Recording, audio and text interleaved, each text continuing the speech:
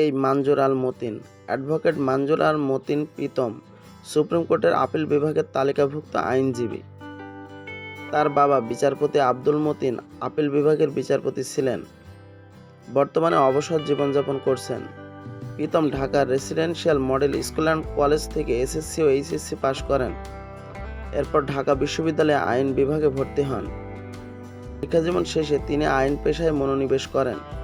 প্রখ্যাত সংবিধান বিশেষজ্ঞ প্রয়াত মাহমুদুল ইসলামের সাহচর্যে তার আইন পেশায় হাতেখড়ি। বর্তমানে প্রখ্যাত দেওয়ানি আইন ও রিট বিশেষজ্ঞ জ্যেষ্ঠ আইনজীবী অ্যাডভোকেট প্রবীর নিয়োগীর জুনিয়র হিসেবে কাজ করছেন। আইন পেশা পরিচালনার পাশাপাশি প্রীতম বেসরকারি টেলিভিশন চ্যানেল 24-এ সংবাদ পাঠ করেন ও টকশো উপস্থাপনা করেন। তার স্ত্রী পেশায় চিকিৎসক। তিনি 12 বছর বয়সী এক সন্তানের জনক।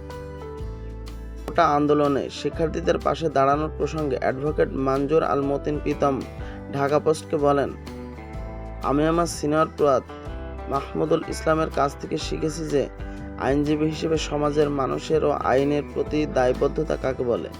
17 জুলাই রেসিডেন্সিয়াল মডেল কলেজের ফারহান আমার চোখের সামনে গুলিতে মারা গেল।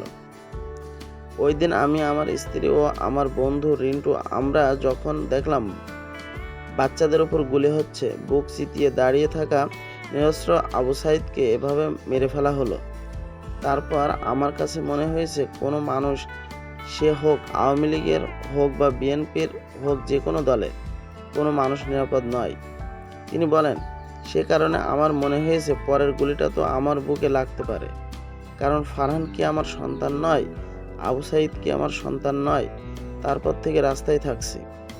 সংযুক্ত আরব আমিরাতে আমাদের ভাইরা রাস্তায় নেমেছেন। তারা জানেন রাস্তায় নামলে তাদের যাবজ্জীবন কারাদণ্ড হবে। এই মানুষগুলো কত কষ্ট করে সর্বোচ্চ বিক্রি করে বিদেশে যান আমরা জানি। সেই মানুষগুলো যখন রাস্তায় নেমেছেন তাদের জীবন শেষ হয়ে যাবে, তারপরও তারা প্রতিবাদ করেছেন। আর আমরা যারা আরামায়েশে এতগুলো বছর কাটিয়েছি, তাদের ঘরে বসে থাকার সুযোগ আছে বলে আমি মনে করি না।